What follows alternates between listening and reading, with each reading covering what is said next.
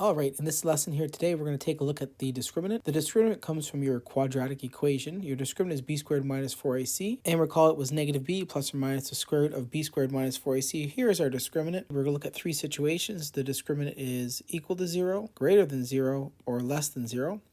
In the first situation here, suppose your discriminant is equal to 0. Therefore, either adding or subtracting 0 yields the exact same root.